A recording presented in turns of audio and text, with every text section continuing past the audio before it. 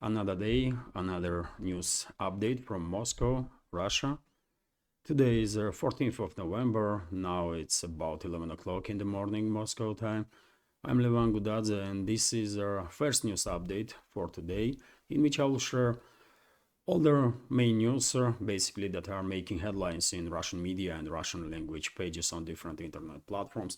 Later on today, I will publish my second update with additional main news that media will pay attention to here and the video will be published on my Patreon and Boosty pages. So if you are new to the channel and want to have access to more news from Russia, more commentary, you're more than welcome to join our community on Patreon and Boosty. Links are on this video in the description box and in the pinned comment. And dear friends, quite often 20-30% of the views are from people that are not subscribed to the channel. So if you are one of them, please consider. It's free of charge, isn't it? That's been said, please consider to subscribe. That's been said, let's go through some news, and I'm gonna start with this very disturbing report from Times, by the way, from Western media outlet, about attempt of Kiev regime, yet another attempt of Kiev regime on a nuclear blackmail against Russia, and seems like against Trump and his administration. And I will explain what is going on here. So Ukraine could feasibly raid the country's nuclear reactors to develop a crude atomic weapon if the US cuts off military aid. If US will cut off military aid. That's an important point there. A briefing paper prepared for the Ministry of Defense of Kiev regime advised.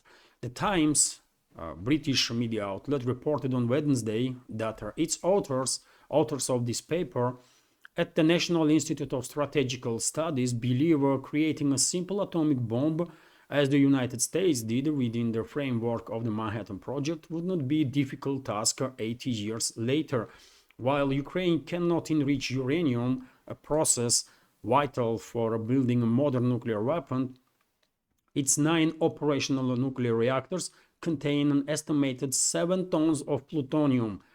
Its authors claimed this could be used to build a bomb similar to a Fat Man device dropped on Nagasaki, Japanese city, by the US in 1945, they wrote.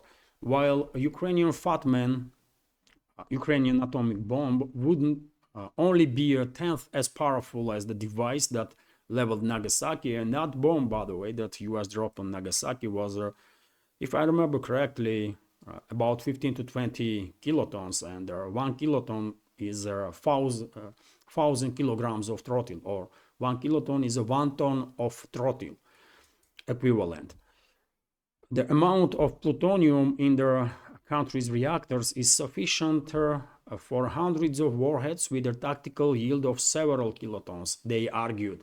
So several kilotons, that means several tons of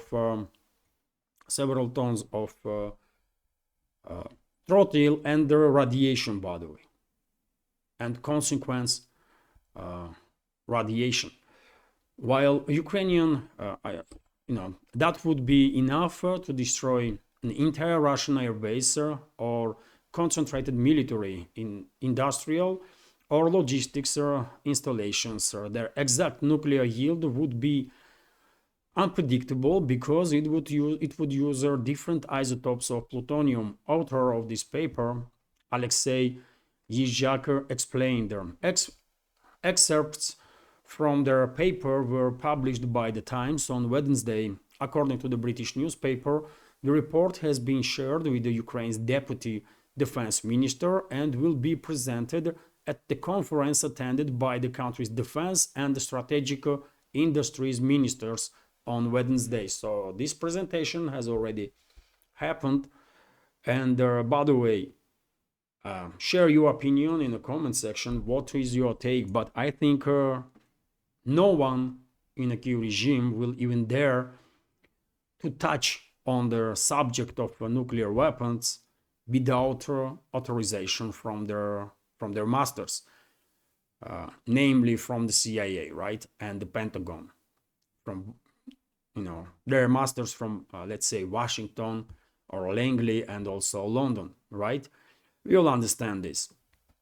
And then what is going on in that case? And I believe this is an attempt of a US Western ruling class, first of all, and then US intelligence community and deep state military industrial complex to keep in check Trump and his administration, because they will have opportunity to blackmail him with this topic of nuclear weapons, right, and the nuclear war. They might say to Trump and his inner circle, look what Zelensky and his inner circle is up to.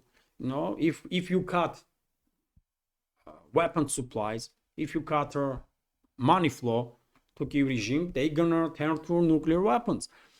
Then Russia will react, obviously, and then we might get involved, and that's we don't want World War III, isn't it? That's what is going on, by the way. I think this is attempt by Langley, by Pentagon, by deep state of US military industrial complex, and so on. And also London is involved, obviously, British Secret Services. In this is attempt to keep Trump in check and force him basically to continue with their agenda of the Western ruling class, not to come up with some disruptive moves in this regard. And they have reason to be kind of afraid, because during their election campaign, Trump and his running mate, J.D. Vance, both were very clear that they want to end this proxy war against Russia. They want to see the escalation, right? And that's one of the ways, I guess, that deep state, Western ruling class and the deep state in US intelligence community come up with to force Trump basically to stay in line and continue whatever policies they will be dictated to. Because in no universe, by the way, in no reality, Zelensky and his inner circle will dare to touch on this subject of nuclear weapons without authorization of the West. And you should keep in mind, dear friends, that according to reports that I see, security of Zelensky is in hands of British Secret Services. Literally. Security of Zelensky and number of high-ranking officials in Kyiv regime is in hands of British and US Secret Services. So they can take them out at any time they want. That's the level of grip that they have on the Kyiv regime, right? I wonder how Trump and his team will read this news, what will be their understanding of the situation. But topic itself, of course, is immensely dangerous.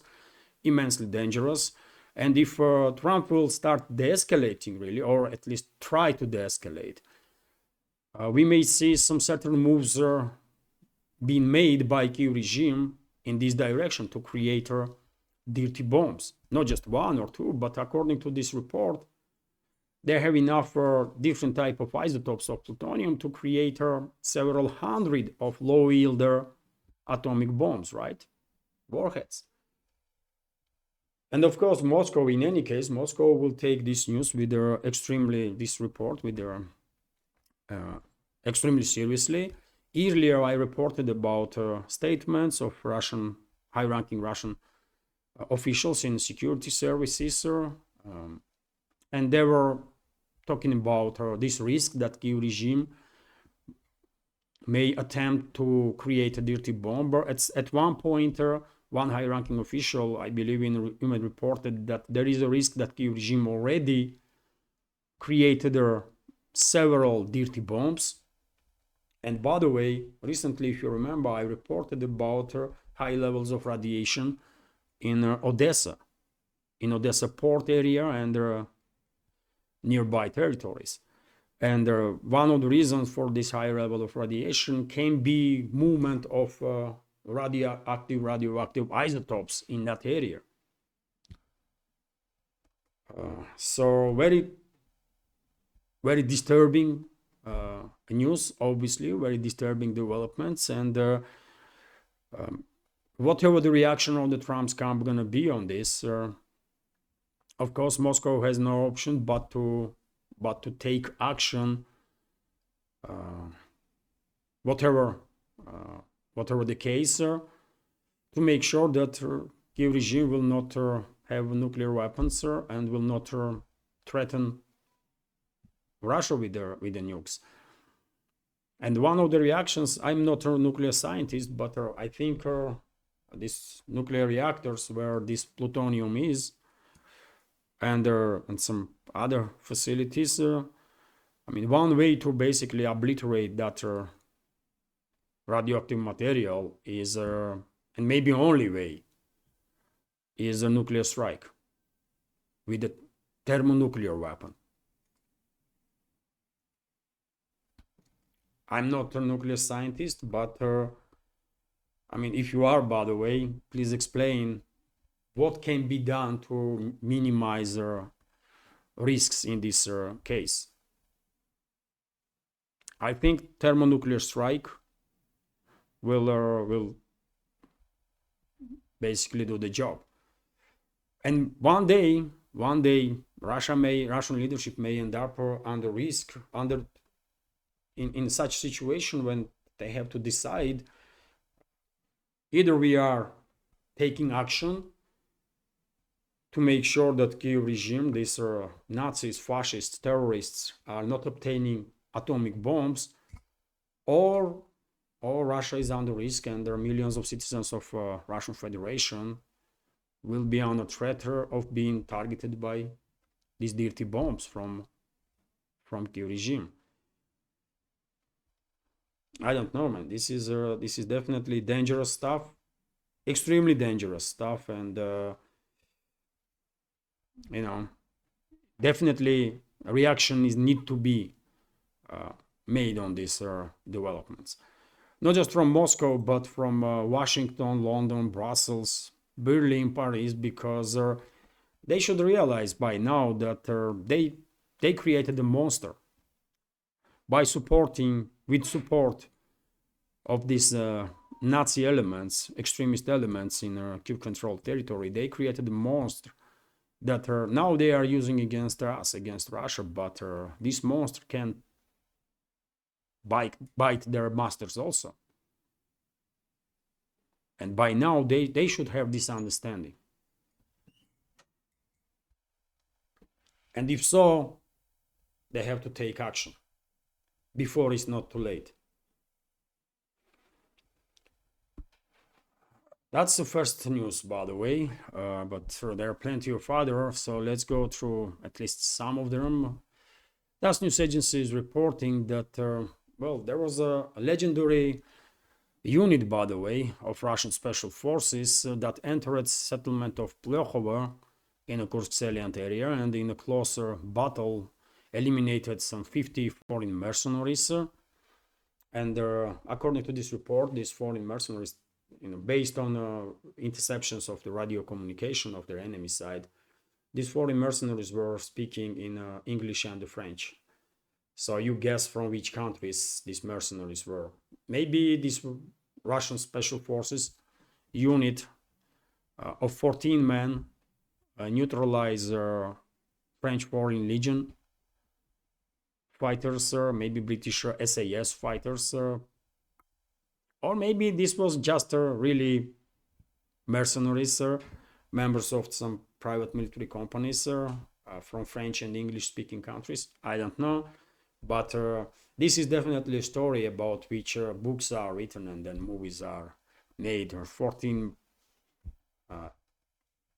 fighters entering settlement, and can you imagine how intense that close range gunfight was, that Russian fighters managed to eliminate 50 enemy soldiers. It's quite something, isn't it? TASS news agency, and this is, I want to share with you this information because usually we are receiving news about long-range strikes, about artillery strikes, and air strikes and so on, but very rarely we see footage or we receive information about close range battles that are taking place on daily basis, by the way, all along the front line. And this news just, once again highlights how difficult situation on line of contact really is, and with what troops are dealing with on daily basis. Let's go through some more news. TASS news agency is reporting that according to Russian Defense Ministry's latest update, Kiev regime during the previous 24 hours lost about 450 military personnel in Kursk salient area. Kiev regime and the NATO mercenaries, basically. Overall, since the beginning of invasion of this borderline area of the Kursk region of the Russian Federation, Kiev regime and their NATO mercenaries lost more than 32,000 personnel. More than 32,000 personnel and thousands of pieces of different type of military equipment, mainly Western one, by the way. Also, RT is reporting that West is looking at the land for a peace deal in Ukraine, according to Washington Post. Western media outlets hardly can be trusted there, especially nowadays, and especially Washington Post, that just a couple of days ago come up with fake news that Trump called the Russian president and had a conversation about some stuff, which was a fake news, by the way, right? At this point, there is no doubt that report on Washington Post was fake. Trump's camp denied such a call. Kremlin denied such a call happened, so it did not, I guess. So now Washington Post is reporting about kind of fatigue in the West and new approaches among Western elites towards Ukrainian crisis. So European members of NATO increasingly believe in negotiated end to the Russia-Ukraine conflict that would involve territorial concessions, according to Washington Post.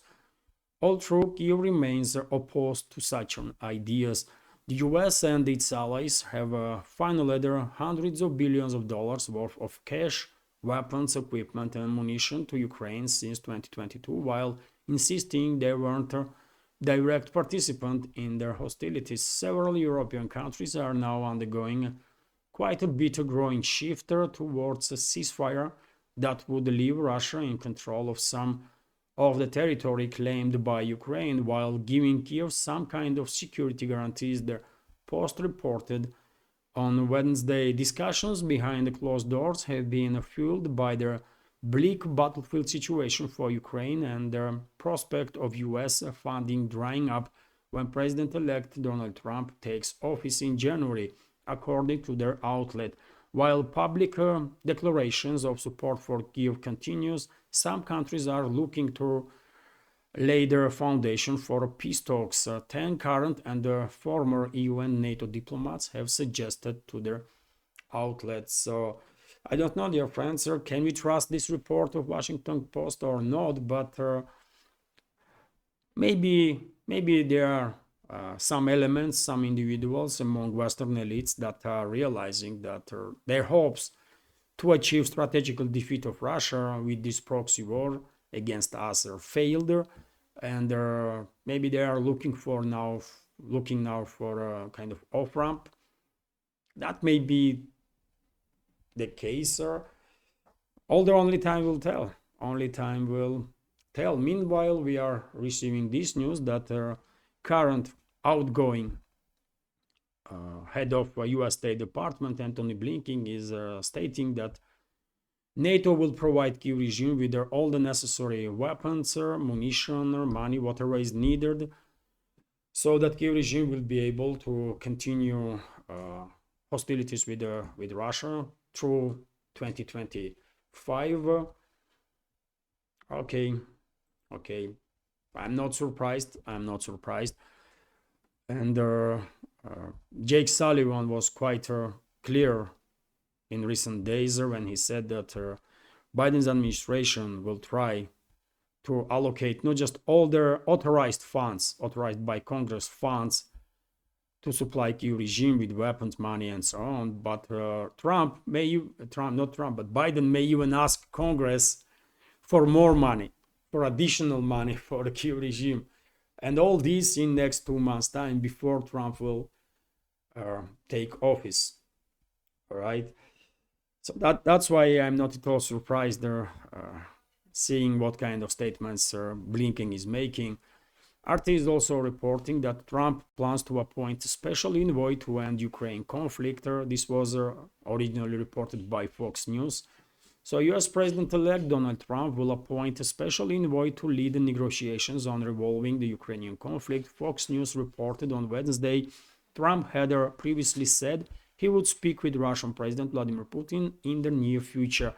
You are going to see a very senior special envoy, someone with a lot of credibility, who will be given a task to find a resolution to get to a peace settlement, an anonymous source told the Fox, adding, you are going to see that in a shorter order.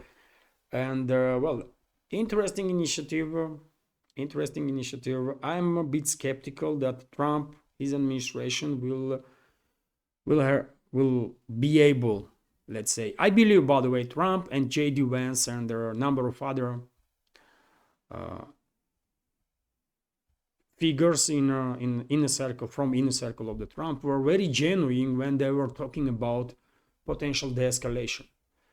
I really believe they want de-escalation to happen between collective West and Russia, but I'm not sure they will be able to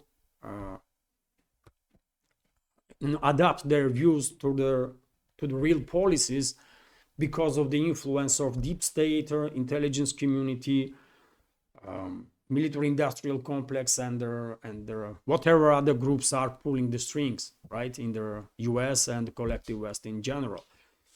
That's what is the issue. But initiative, and by the way, first news in today's update is all about that, isn't it? That Kyiv regime's attempt to blackmail Russia with nuclear weapons, in reality, is also attempt to blackmail Trump and his administration, right? To force them to carry on with their unending money flow to formally Kyiv regime and weapons flow and so on. So it's not going to be easy for these people to really de-escalate, even if they want to, and even if they truly believe that this is in the best interest of US and the West in general, and it is in the best interest of the West, of course, to de-escalate with Russia, because Russia is not an enemy of the West and should not be seen as an enemy, right? Of course, Russia will protect itself when provoked, but otherwise, Russia has no reason to act hostile towards the West and has not done anything like that in the past, right? It's 30 years, by the way, since Soviet Union collapsed. When Russia attacked NATO during these years? When? Or NATO member states? Never, right? So interesting initiative from Trump, if Fox News is correct. I wonder who they gonna pick as an envoy. There are several figures that can be seen here in Russia, by the way, as some ones that can be trusted. I will mention, for example, Ron Paul. All of you are familiar, of course, with this person. His father, Congressman Ron Paul, was a very much respected congressman, as far as I understand, and Ron Paul Jr., Senator Ron Paul Jr., is also well respected individual, as far as I understand. By the way, you tell me if I'm wrong. So, I mean, if Trump will choose Ron Paul as its special envoy, that may work. I don't know. or someone like that, you know. Let's see. Meanwhile, according to TASS news agency, Josep Borrell, another outgoing high-ranking official in the collective West, this time Brussels bureaucrat and formerly chief of EU diplomacy, is stating that EU has to transform into a military bloc. I mean, it's crazy. I mean, EU is a part of NATO, right? Continuation of the NATO. So if you have a NATO, if all your members are NATO members, then what you are talking about? Well, I mean, you already are military alliance, right? Let's translate this news anyways, by the way. Talks about creation of European army and defense force is circulating among EU bureaucracy for decades now, by the way, but nothing, almost nothing was done in this regard because EU member states don't really want to give up control over their armies or transfer control over their armies to Brussels, EU bureaucracy. But anyways, let's go through this news. Outgoing head of the EU diplomatic service, Josep Borrell, believes that the change of the US administration requires an urgent transformation of their economic European Union into a military bloc that complements NATO. He said this at the hearing in the European Parliament on relations between Brussels and Washington after the victory of Donald Trump in the US presidential elections. So I don't know, man. Something is wrong with these people. Something is wrong with these people. Do they really believe that US gonna pull out from NATO, or Trump gonna pull out US from NATO? It's not happening. NATO is a basically addition to a Pentagon, right? NATO is an additional asset for Pentagon. Why would they lose this asset or get rid of this asset? NATO is used big time to have a control over the European states and to meddle in internal affairs of the European states, right? So why would Washington get rid of these tools? I don't know. But seems like this Trump derangement syndrome is big in among EU bureaucracy also, and they want now EU to be transferred into military bloc. I don't know. Additional reason for Eurosceptics to to demand their countries to leave the EU, by the way. TASS news agency is reporting that Peskov, a spokesman of the Russian president, Dmitry Peskov, was asked about potential conversation between President-elect Trump and Russian President Putin, and he said that for now, Russian side was not even contacted from the US to arrange such a conversation. So therefore, I guess it will take quite a long time before real conversation between Trump and Putin will take place, if ever, by the way.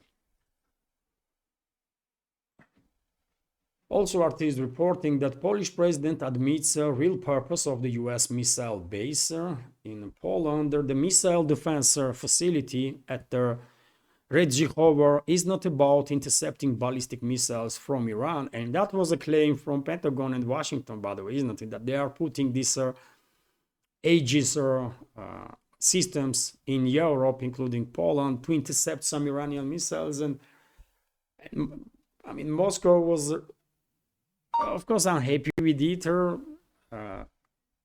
It was, in one hand, it was a laughable explanation on part of Washington.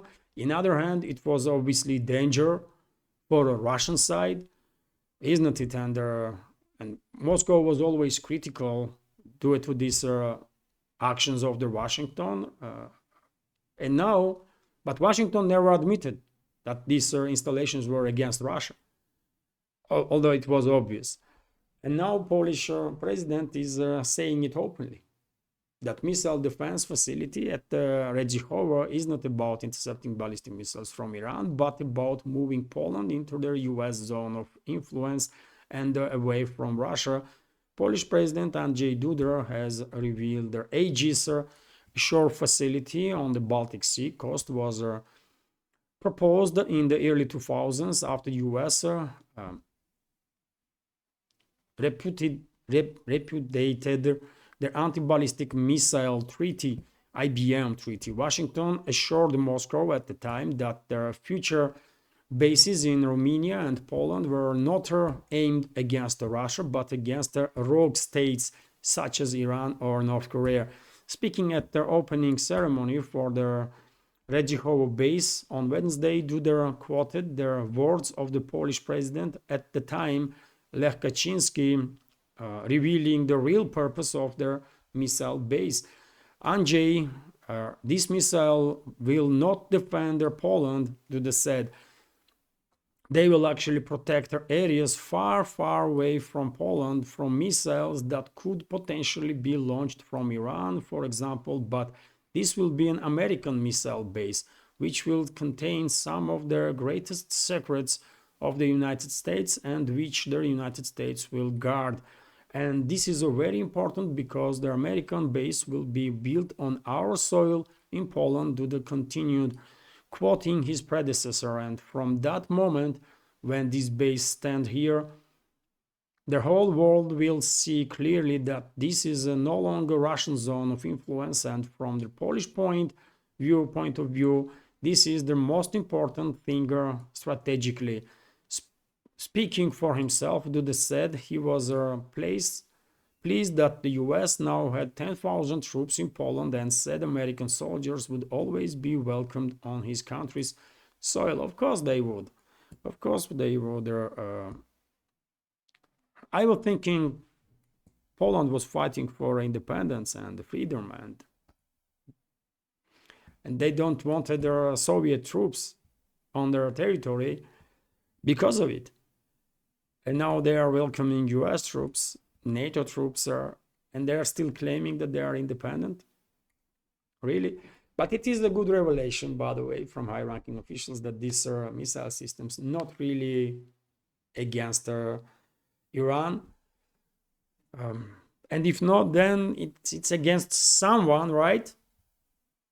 North Korea? Take a look at the map, by the way. Definitely not North Korea. Maybe Russia.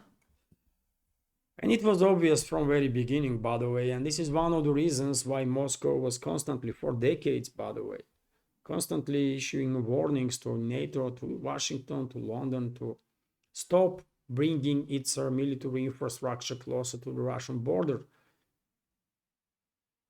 Because there were, at one point, Russia will have no choice but to react on it. And did there anybody listen to us, to our warnings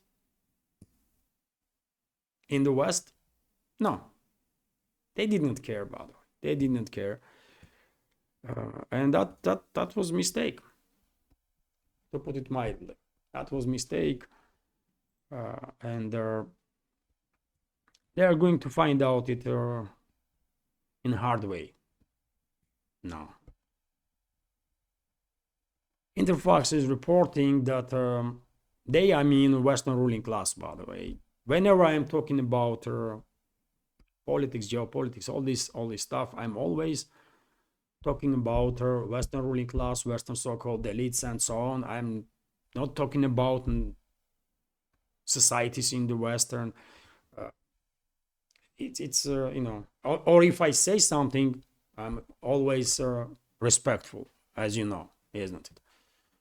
But when it comes to Western political class, Western so-called elites, majority of them are criminals, in my opinion, and should be prosecuted. Interfax is reporting that Rosoboron export, according to Rosoboron export, first contracts were signed on export of Russian Su-57 5th-gen fighter jets. No specifics here in this report on Interfax, which countries are purchasing Russian Su-57s, but it is official. Contracts are in place, and Russian Su-57s will appear in the Air Force of a number of countries in a relatively short time. I guess good news, by the way, good news. And once Su-75, that's the indicator, isn't it? Checkmate. Another Russian 5th-gen fighter jet will go in mass production. I believe there will be market for those planes also, 100%.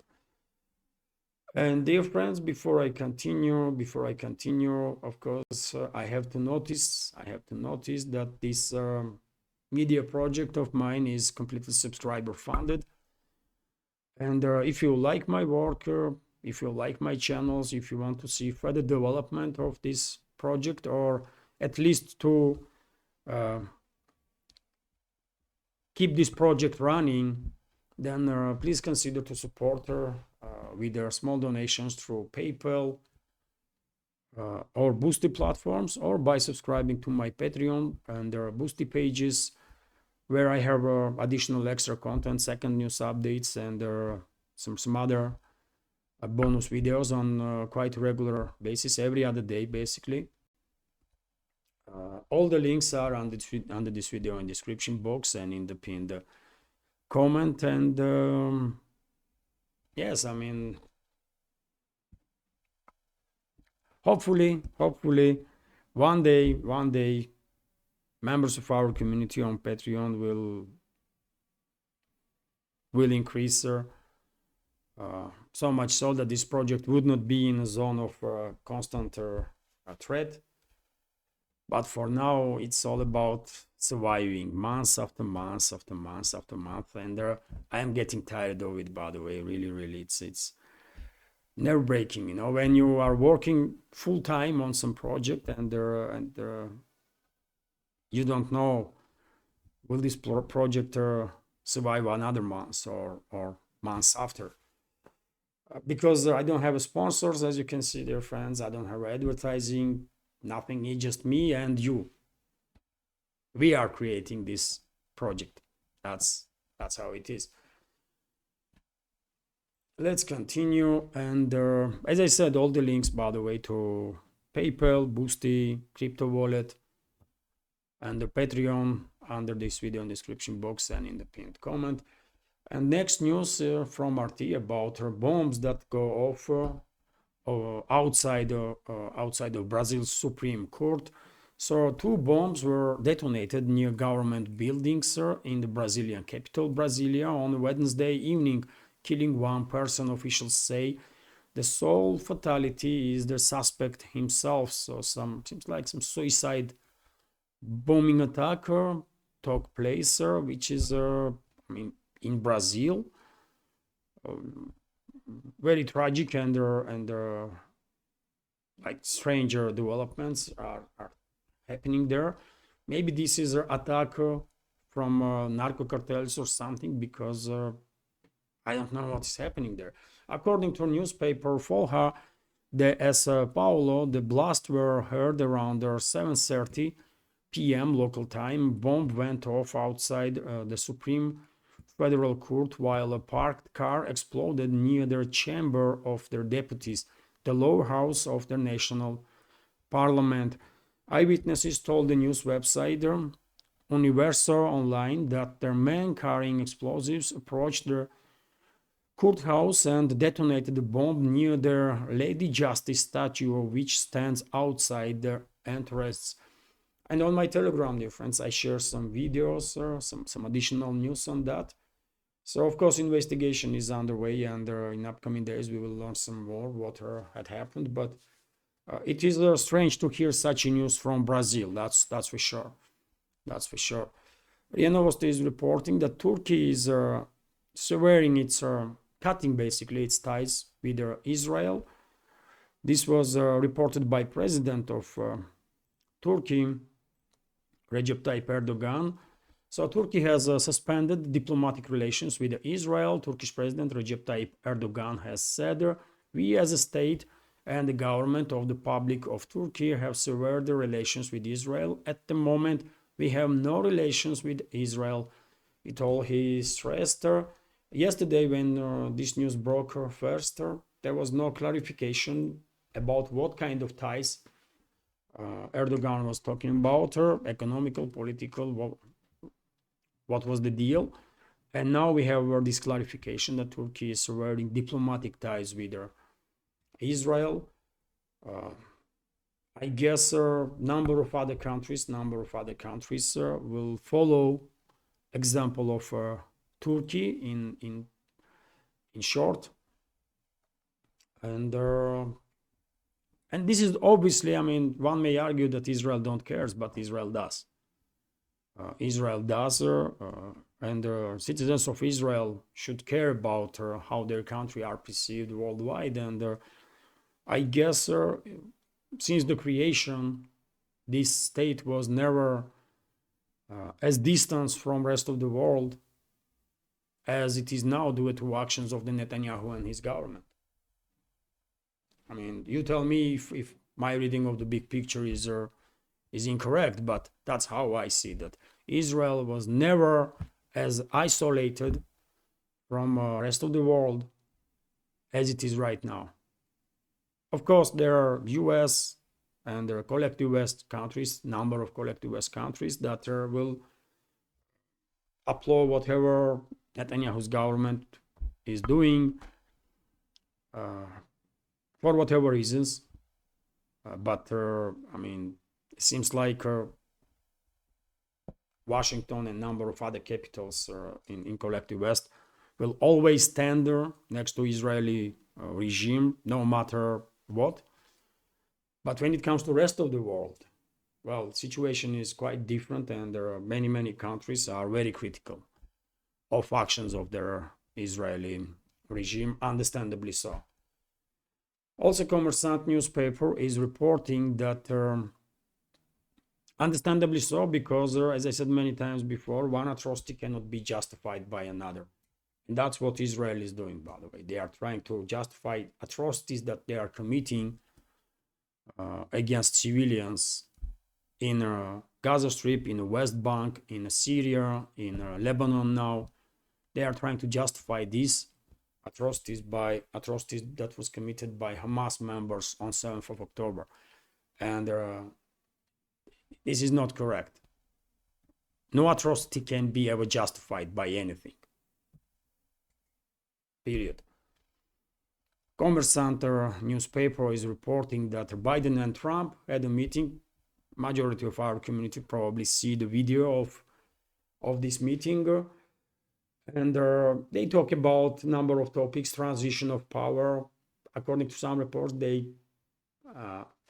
likely talk about Ukrainian crisis and their Middle Eastern crisis. Also, probably some other topics. Okay. Biden reassured Trump that transition will be as smooth as it can be. Good for US. Good for US. As I said a number of days ago, by the way, it is not normal that tensions inside the US is this high between supporters of these two camps. It's clearly not normal. When you watch videos or read statements that people are making, not just public figures but ordinary people,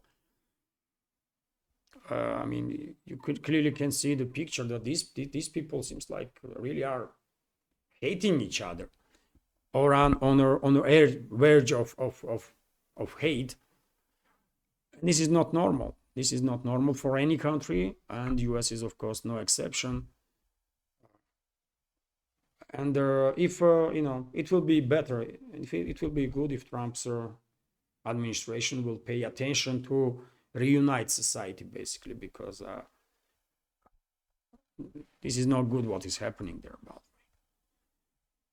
when people literally hate each other just because of their political opinions. I mean, come on, man. Why would I ever even think about having a negative attitude towards my fellow citizens that have different political views. I mean, why on earth I will have even negative attitude towards them? Nothing to be said about hate. It's not normal. I mean, we are humans.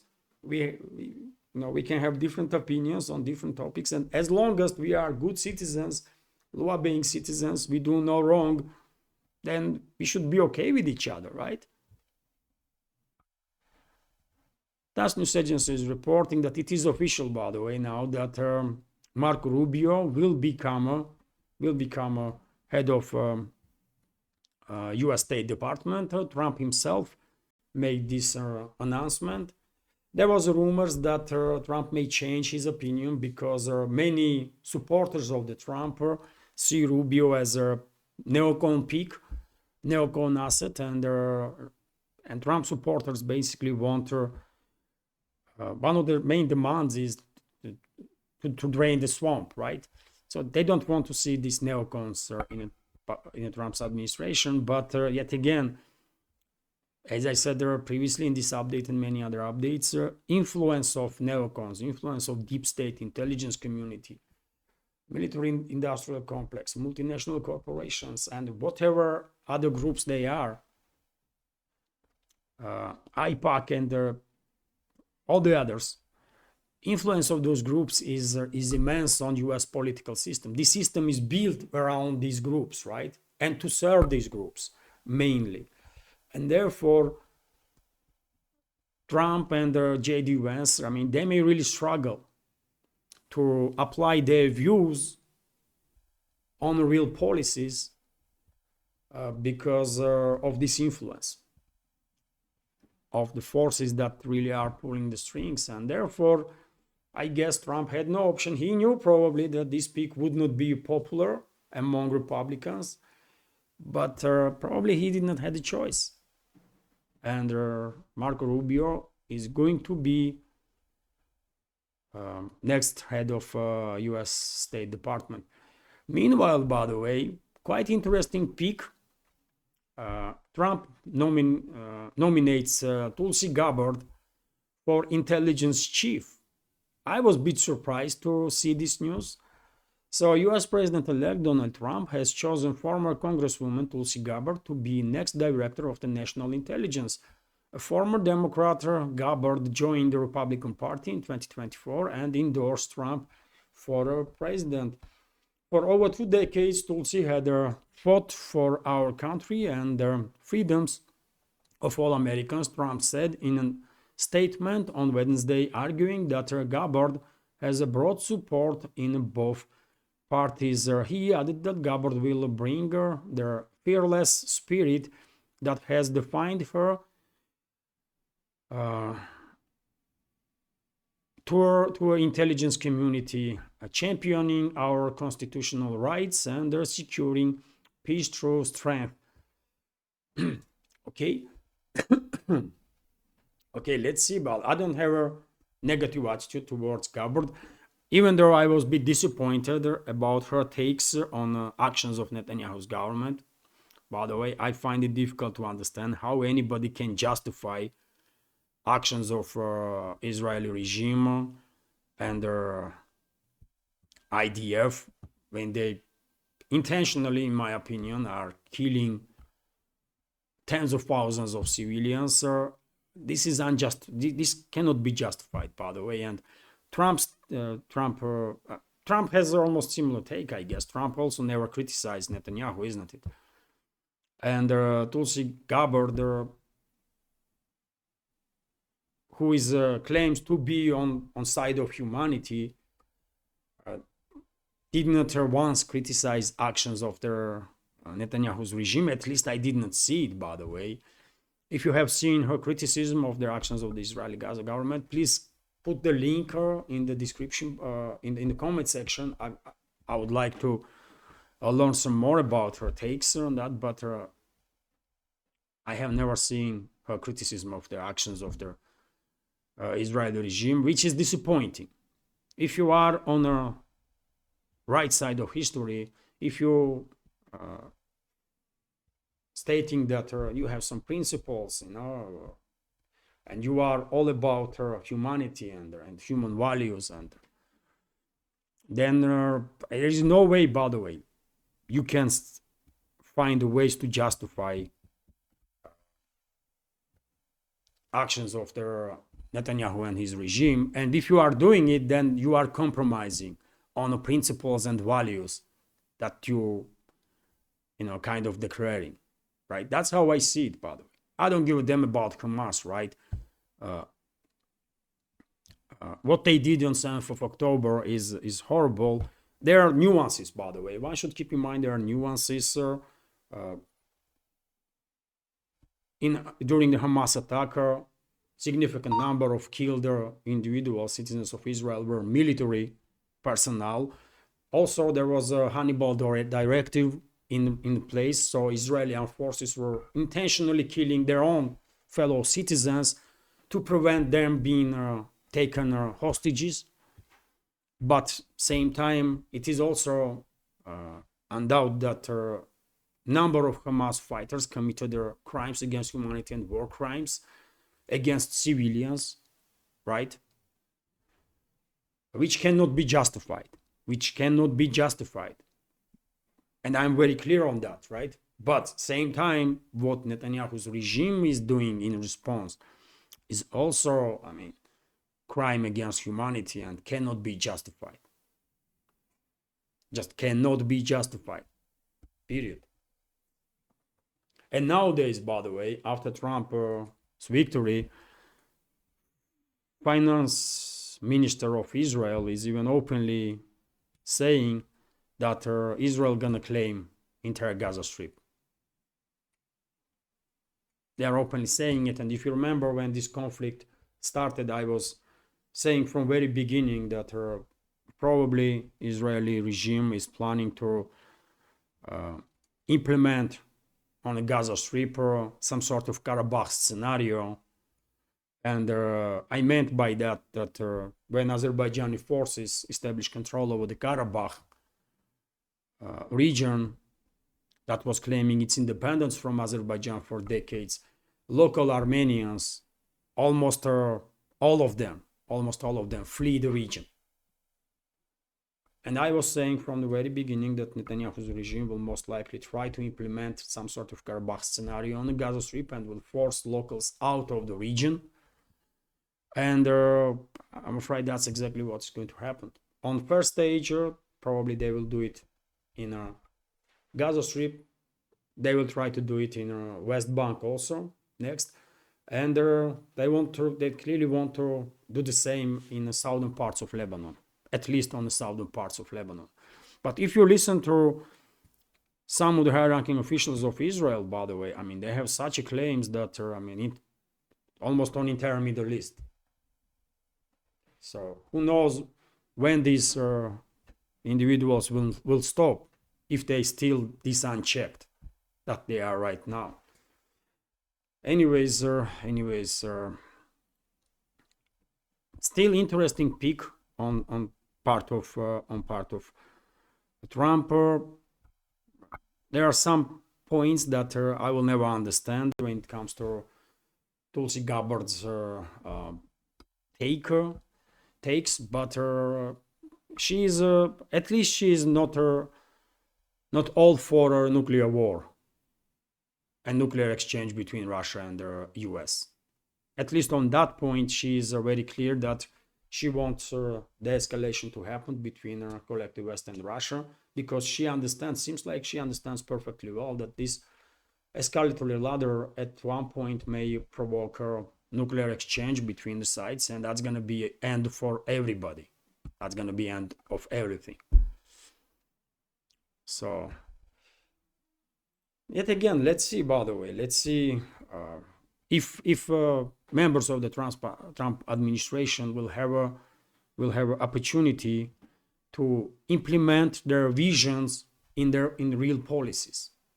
If the deep state or intelligence community and whatever groups are pulling the strings will allow them to do so. And Post is reporting that very same Tulsi Gabbard, by the way, I guess you weren't gonna be surprised to hear that Tulsi Gabbard is in a kill list of Kiev regime, in Mirotvorets list, which is also called as a kill list. And according to reports that I see, by the way, this kill list, Mirotvorets, and all that operation is controlled by British Secret Services. So, frankly speaking, Tulsi Gabbard is in the kill list of British Secret Services. That's how it is, man. Of course, they're gonna remove her from this list shortly. Maybe they already did. But that's how crazy these times are, by the way. That's how crazy these times are. Vzglyad newspaper is also reporting that, well, Prime Minister of Georgia announced approximate time when new presidential elections will take place in a republic, which is under heavy pressure from the West, by the way, and literally every day, Western-controlled so-called opposition with active support on the ground, by the way, by Western politicians that are participating in demonstrations and so on, and giving speeches against government, by the way. This so-called opposition, by the way, is trying to destabilize country. You know what I predicted, isn't it? This so-called opposition is not recognizing still results of their parliamentary elections that took place on 26th of October. They are trying to destabilize country, and they're eventually to conduct a regime change, and they are receiving quite a lot of support from their collective West. Quite a lot of support. Even politicians, by the way, Western politicians are going into Georgia and participating directly in these demonstrations against the government, which is unheard of. I mean, this is crazy. Why Georgia is not deporting those people? I don't know, but this is not normal when politicians of other countries are coming to your country and demonstrating against and giving speeches against legit government there and calling for a regime change or that kind of stuff, man. This is crazy. I mean, something has to change in this regard. And Georgian government should throw them out from Georgia. All those Western politicians, man. And they should be banned forever to ever visit Georgia. But right now, as I said, the country is still in this difficult, extremely dangerous crossroads when assets of the West are still trying to destabilize country and conduct regime change and then sacrifice Georgia basically for geopolitical agenda of the West, as Ukraine was sacrificed after coup d'etat took place in 2014 in Kiev. And for now, Georgian government and society are standing strong, and hopefully they will continue to do so and will not allow these hostile forces to destroy country, basically. Meanwhile, Irakli Kobakhidze, Prime Minister of Georgia, stated that presidential elections will take place in January. There are changes in Georgia. Current president was elected with direct election, but from 2025, changes are coming in force in Georgian constitution, according to which parliament will elect president, because Georgia is a parliamentary republic, and the next president will be elected by Georgian MPs in January. I don't know who's gonna be next president, but most likely someone that cares about Georgia, cares about citizens of Georgia and security of the Georgian society, which is definitely not a characteristics of current Georgian President Salome Zurabishvili, asset of the Western collective West, let's say this way. Also, RIA Novosti's report that Russian president had a phone call with Saudi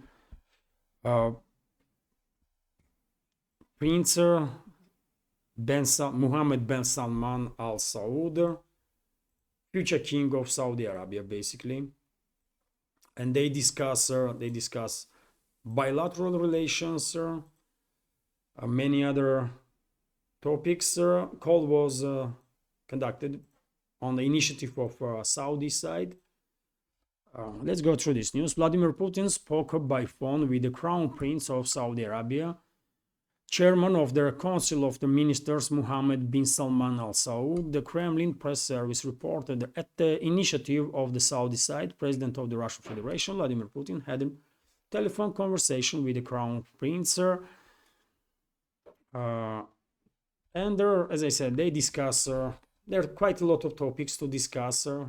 Of course, not entire discussion is publicly available. Formally, they discuss bilateral relationships, the situation in the Middle East, and they're all the main topics. Although I believe sides probably have discussed Saudi's position in regards to BRICS. Are they joining this organization or staying away? Because some clarification is needed clearly on this matter. Probably sides also discussed initiative that Saudi may hold at one point in the future peace conference on Ukrainian crisis, and maybe Riyadh was interested in Russian position, to hear Russian position directly from a president. And there are many other topics, obviously, many other topics that sides will discuss. First of all, I'm quite sure Russian side will highly recommend to Saudi side to make sure that no one would be able to provoke a regional conflict in the Middle East, because this is obviously not in interests of the Saudi Arabia, this is not in interests of Iran, not in interest of any other country in the region, maybe with the exception of Israeli regime. And I'm saying Israeli regime, I'm not even saying Israel, because definitely a regional conflict is not in interest of Israel's security or national interests, as far as I see it. Right, and of course, regional conflict in the Middle East is not in interest of Russia, China, India, and all the other members of the BRICS. While we all know, or at least this is my understanding, that the Western ruling class is desperate to provoke exactly that, regional war in the Middle East, to shut down navigation through Persian Gulf, Hormuz Strait, and to cut off China basically from Middle Eastern energy sources. That's why Western ruling class is emboldening Netanyahu and his associates to escalate constantly. So, of course, regional security was definitely one of the main topics that Saudi Crown Prince and Russian President discussed during that conversation, I guess. Let's go through some more news. Lavrov, Foreign Minister of Russian Federation, Sergei Lavrov, will be head of Russian delegation on a G20 summit that will take place in Brazil on 18th and 19th, from 18th to 19th of November, just about in a week's time. RIA Novosti is reporting that Turkey officially received invitation to become a BRICS partner state, and I guess Ankara will accept this invitation. After all, it was Ankara's initiative and their statements from Ankara that Turkey wants to become a full member of the BRICS, maybe sometime in the future, but for now BRICS is open to give Ankara partner status. Western ruling class not gonna like it, obviously, but Also, dear friends, some news about economical stuff. RT is reporting that Rolls-Royce sales in Russia is booming. An increase of almost 40% was recorded between January and September, according to Auto Mail, which is quite interesting. Sales of the Rolls-Royce automobiles in Russia jumped by 39% in the first 9 months of the year, compared to the same period last year, industry news outlet Automail reported on Tuesday. The spike in sales of the British luxury cars brand came despite the West's attempts to block import routes of high-end goods to Russia. And Russians brought in total some 99 Rolls-Royce cars between January and September, with their Kulian SUV, whatever the name is, SUV becoming the most popular model. Sales of the luxury vehicle, worth over $1 million US dollars, soared by 27% after 59 Sulian SUVs were brought by Russia's reach. The outlet said, okay, I mean, I'm sharing this news, by the way, just to highlight that despite Western sanctions, somehow Western businesses and Russian businesses are managing to continue to cooperate, basically, because these cars are not built in Russia, right? These cars are built in the UK, and they are sold in Russia. I mean, I don't know why would you buy Rolls-Royce, by the way. I don't know how brains of these ultra rich people are working. You know, if I was rich, I would buy probably some normal car, but Rolls-Royce. Why? To tell everyone that, you know what, I have money to buy Rolls-Royce. Why would anybody care, man? And why would you want to demonstrate your riches? What kind of these people probably have some issues with the self-security or internal security or something. This is psychological shit, isn't it? I guess. I mean, probably cars are okay, by the way, but this excess is not good in anything, really. So I don't know, man. And this news also highlights not just this emergence of alternative routes of doing business, but also state of economy where people are getting richer and richer. Usually it's the rich people that is getting richer, but still, by the way, I mean, when people are buying 1 million worth of cars, that probably means that economy is doing more or less okay, right?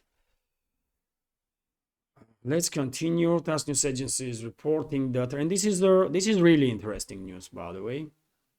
This is really interesting news, and I will translate this. It's about northern sea route that Russia operates with. So the Russian cargo traffic along the northern sea route will amount to 37.6 million tons of cargo by the end of the year, which will be a record. This was announced to journalists after the meeting of their State Council Commission on the North Sea route and the Arctic by the special representative of the Rosatom State Corporation for the Arctic, Vladimir Panov. And also, by the way, we are seeing significant increase in transit through the North Sea route. From the 37.6 million, majority of the goods are Russian cargo that moves through this route, right? But export for transit, by the way, this route is also being used by businesses worldwide and shipping companies. And to be more precise on that, I'll give you these numbers that are at the same time volume of the transit traffic, the Northern Sea route exceeded 3 million tons. A record has been set for a transit traffic also along the North Sea route, which has reached 3,080,000 tons. This is about 43% more than last year, Panov said. which is a big deal, by the way, which is a big deal. Northern Sea route is, of course, far shorter route to transfer goods from Asia in the Pacifics to Europe, for example. Far shorter route than ones that are currently used, or even through Red Sea and Suez Channel, or around the African continent. It's a relatively, significantly short route, and it goes like that from in the Pacific to up north, and then Russian coastline, all along towards European coastline, when Norway, starts, and then after Norway you can enter Baltics, and there is a huge portal infrastructure on the Baltics, isn't it? In Netherlands, Denmark, Germany, you name it. So this is great news, by the way, and with the constant increase of the Russian nuclear icebreaker fleet, and Russia is building more and more capable icebreakers, also with the global warming, when ice is not that thick, even in the winter time in the shore areas. Russia is able now to basically maintain this route all year around, and I believe give it another 10-15 years, and most likely Northern Sea route will become a main transportation route for goods, and goods for entire world. I will say for entire world, right? So this is very important, obviously. 43%.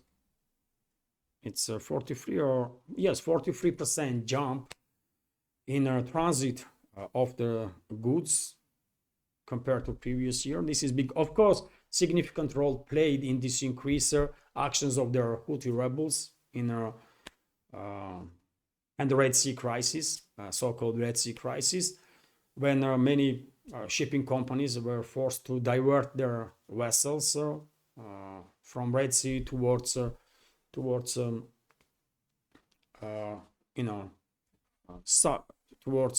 African continent to do this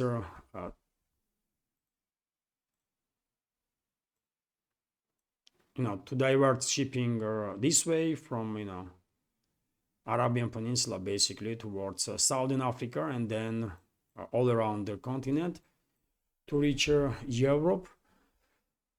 But still, by the way, it's business, isn't it? And Northern Sea route is much shorter, which means that shipping companies gonna spend much less on transportation, right? So eventually, despite all the sanctions that Western ruling class is imposing on Russia and so on, eventually more and more companies will choose this route. And finally, dear friends, I want to end this, I guess, relatively long, yes, it is long update, because when update is over 45 minutes, close to hour, I mean, I'm getting tired. I just feel it. So I knew this update was a bit longer than I was anticipating. But anyways, let me share with you this interesting news also, and I will end on that. So Bitcoin reached at one point, by the way, in last 12 to 24 hours, Bitcoin reached $92,000 and there are other cryptocurrencies, many other cryptocurrencies also increasing in value. Yesterday I reported that capitalization of the cryptocurrencies reached $3 trillion, and continues to increase. And the rumors are, by the way, that in relatively short time, Bitcoin may even reach $100,000 or $110,000 single Bitcoin, which is interesting. And all this jump, by the way, that we are observing last several days has started on the news that Trump is winning election. So I guess there is a big expectations that during the Trump's presidency, cryptocurrencies will start playing much bigger role in economy than previously. I guess that's their expectation, and that's why more and more people are investing in crypto. So I will end this update on this interesting news. If you had if you have some currencies, by the way, and have not checked it for a while, check it. Most likely your volume of your crypto has increased significantly, very significantly. And this is it for now. As I said, yes, relatively long update, but hopefully you will find it interesting, informative, useful, entertaining, maybe. And if so, please click that like button and leave some commentary. This is the only way we can at least try to influence algorithm. And for the same reason, if you can, please share information about my channel with your friends in real life or on internet, on any of the platforms that you are actively using. And finally, if you like my work and want to see this channel continue work, this project continue its existence, please consider to support with small donations through PayPal or Boosty, or by subscribing to my Patreon page or page on Boosty. All the links on this video in the description box and in the pinned comment. This is it for now. Have a wonderful day and take care.